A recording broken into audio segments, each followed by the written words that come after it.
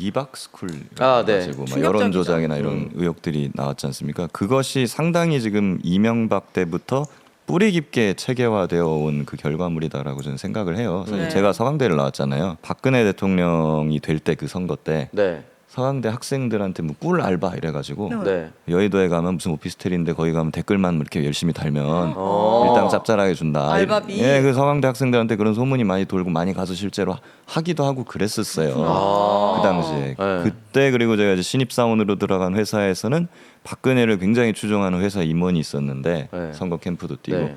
그 사람이 대놓고 이제 우리 학생들 모아놓고 우리가 온라인에서 완전히 저 민주당에 지고 있기 때문에 이걸 뒤집기 위해서 여러 가지 우리가 막 댓글도 열심히 달고 막 이런 시도를 하고 있다. 네. 그런 얘기를 대놓고 하는 시대였거든요. 그때부터 이제 거기에 무슨 국정원이 개입하고 전경련이나 뭐 이런데 보수단체 후원이 들어가고 하면서 체계화된 게 지금까지 온 겁니다.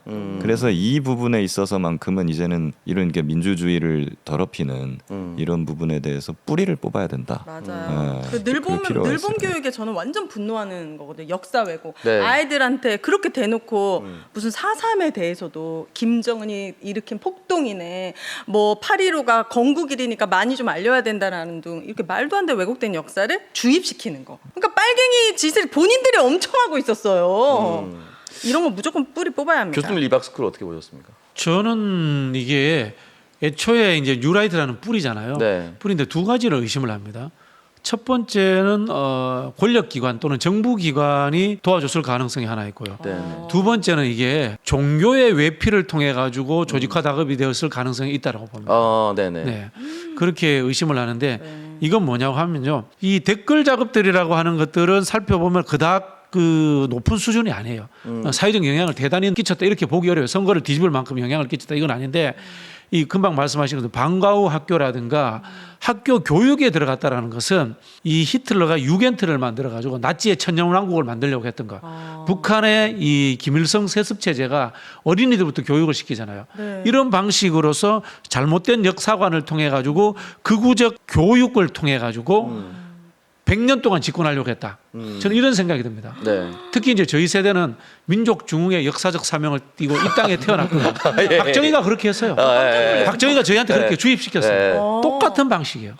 근데 이게 윤석열 눈에 딱 띈 거야. 윤석열은 내가 대통령 한 번 하는 게 아니라 네. 박정희나 전두환처럼 오래 해먹고 싶었던 거야. 깜도 안 되면. 그래서 쿠데타 하려 했던 거잖아요. 네. 그리고 쿠데타에서 오래 하려면 어떻게 됩니까? 애들이 커서 투표해야 되니까 세뇌. 그 크는 애들까지도 세뇌 교육을 시키겠다.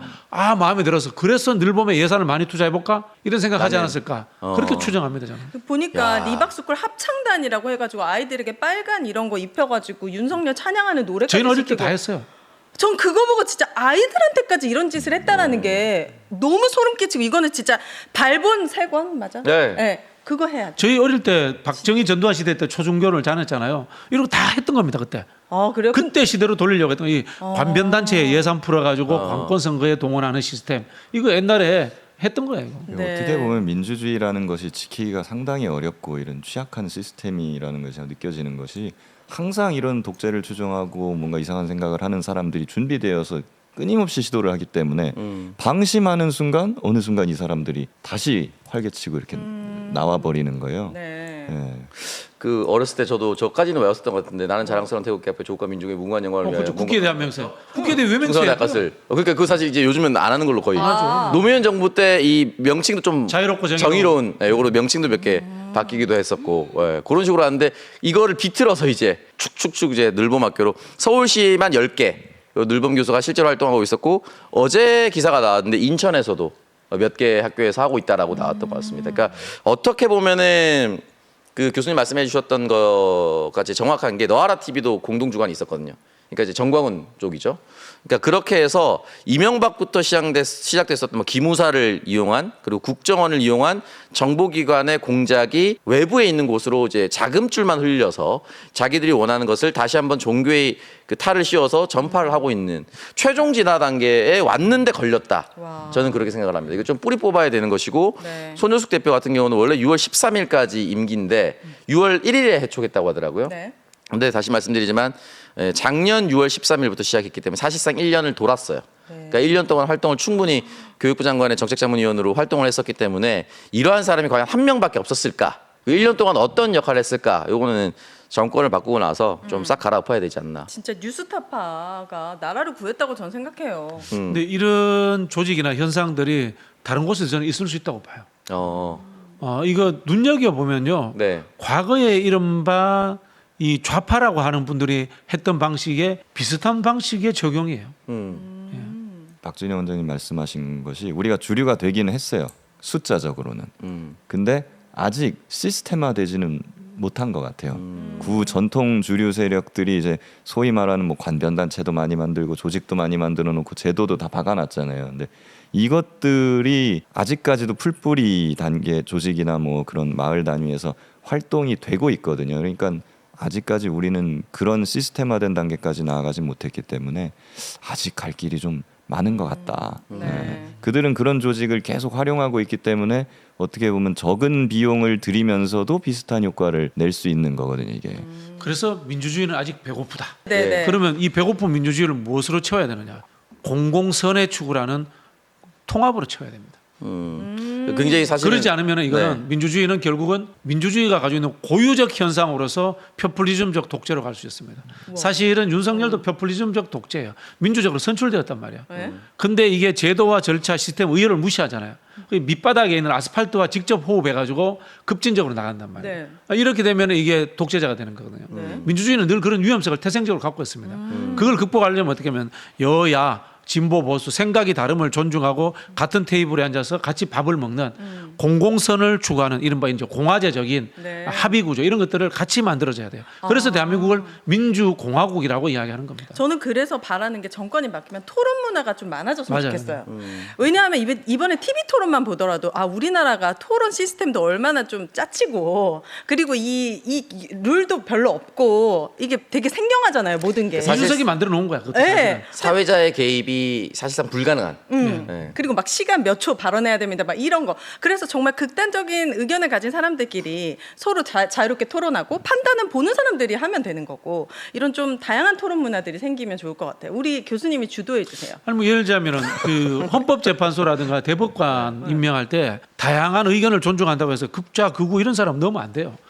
사실은 이 다양한 의견이라는 것은 중도 수렴하라는 뜻이거든요. 마지막에는. 네. 그럼 뭐냐? 극단적인 사람이 들어오지 못하는 비토가 우선이 돼야 돼요. 민주주의는. 생각보다. 민주주의는 원래 흐리멍텅한 거예요. 때로는. 민주주의는 생각보다 효율적이잖아요. 네. 독재가 효율적이지. 경제는 효율성이잖아요. 정치는 정당성이에요. 효율적이지 않고 다양한 의견들을 들어주는 게 중요한 거거든요. 네. 그런 부분들에 대해서 우리가 네. 깊이 있게 우리도 생각해 봐야 돼요. 그들이 역차별 받았다고 또 난리칠 텐데 그 소수가 목소리 큰 거 아시죠? 그러니까 목소리 큰 소수가 들어오면 안 되는 거야. 빵진숙이라든가 이런 사람이 들어오면 안 되는 거예요. 우리도 예를 들자면 굉장히 진보적이라는 사람을 넣으면 안 되는 거예요. 한편으로. 그게 민주주의 원칙이에요. 저도 그런 생각을 했어요. 지금 보면은 뭐 인사 추천이나 이런 걸 할 때 각 정당에서 이제 한 명, 두 명씩 추천을 하잖아요. 국민의힘 추천하는 사람들 보면 대부분 극우 인사들이 많은데 그런 사람들이 그냥 된단 말이에요. 그래서 특검이든 뭐든 그런 거를 할 때도 저는 말씀하신 것처럼 이걸 추천제가 아니라 비토제로 비토제가 가는 것을 우선이에요. 한번 비토제가 뭐예요? 그게 뭐냐면 누구는 안 그 돼. 재판에서 배심원 뽑을 때 하는 방식이거든요. 네. 풀이 있어요. 막 한 50명 이렇게 있으면 네. 민주당이랑 국민의힘이 예를 들면 한 명씩 빼. 얘는 안 돼. 얘는 안 돼. 맞아요. 얘는 안 돼. 아. 얘는 안 돼. 그래 이제 마지막에 남은 사람들 누가 남겠어요? 결국 두루뭉실한 사람들이 남는 거죠. 네. 그럼 그 사람들 중에 임명이 되는 거예요. 그 세계사 책 보면은 아테네의 도편 추방제라는 게 나와요. 여기 도자기 도자기 쪼가리에다가 쫓아낼 사람들, 인기 많은 사람들. 네. 그걸 써요? 너무 인기 많으면 독재자가 될 가능성이 있다는 거예요. 그럼 우린 다 쫓겨나겠네. 그렇죠. 그렇구나. 뜻밖의. 오늘 너무 유익하다. 가시죠, 막. 만약에 지금 우리 대선 후보를 놔두고 했으면은 우리 후보, 김문수 후보, 이준석 후보 다 추방되는 거예요. 어떻게 보면 그런 거야. 각자 인기가 너무 많아. 그 권영국이 대통령 되는 뭐 그러네. 그런 세상이 될 수 있는 근데 난 거고. 그런 건 전부 다 싫어. 하와이 가는 거예요. 그냥. 그래요? 비토. 근데 이제 대통령이나 이런 뭐 국회의원을 정치인을 뽑을 때는 당연히 투표를 해야 되겠지만 뭔가 좀 이제 사법부라든가 뭐 이런 합의제 수기하는 그런 게 필요한 곳에 있어서는 약간 비토제를 두는 것도 괜찮은 방법이죠. 우리나라 사회 교육이 굉장히 좀 문제가 많거든요. 그리고 진보들도 잘못 알고 지고 있는 거예요. 민주주의는 절대 선이 아니에요. 민주주의는 원래 과정과 절차일 뿐이에요. 맞습니다. 과정과 철저히 절차. 공감합니다. 네. 그 이재명 대표가 그런 이야기 하잖아요. 후보가 도구로 써달라고 하잖아요. 네. 권력을 이양시키는 절차와 과정으로서의 민주주의 나는 도구다. 그럼 뭐냐? 공공선을 추구하는 것이 인류 사회가 가지는 이 집단들 사회의 목표예요. 근데 그 공공이라고 함이 절대적인 게 아니잖아요. 그렇죠. 어디까지를 우리가 공공이라고 생각해야 하는 그 거예요? 일단은 이제 다수자의 원칙이죠. 거기는 민주주의가 같이 포함되어 있으니까 다수. 다수의 공리주의 이런 게 이제 포함되어 있는 거죠. 자, 어쨌든 생각해 보면 어떻게 보면 대법관 추천이나 헌법재판관 추천할 때 약간의 비토제처럼 움직이기도 하긴 하네요. 누구는 절대 안 된다. 원래 지금 와서 생각을 하는 거겠지만 빵진숙 밑에 있던 김태규 이 사람 이번 정권에서 제일 처음에 공수처장 후보로 올리려고 했어요. 맞아요. 그거 안 됐었죠. 만약에 그 사람 공수처장 됐으면 이번에 뭐 사실은 지금처럼 공수처가 처음에 좀 뭐 답답한 부분이 있었다 하지만 그래도 오동훈이 공수처장이었기 때문에 이 국면이 여기까지 온 거거든요. 그렇죠. 김태규가 됐으면은 지금 상상도 할 수 없는 일이 벌어졌을 수도 있습니다. 그렇네요. 김태규 공수처장이었으면은 아마 공수처가 굉장히 정권 충성 예. 쪽으로 바뀌고 그러니까 제2의 중앙지검이 됐을 거예요. 그렇죠. 네. 예. 그런 식으로 해서 훨씬 더 아마 정적 제거를 그렇죠. 위한 선봉에 섰겠죠. 활동을 많이 했을 것이다라는 생각이 좀 듭니다.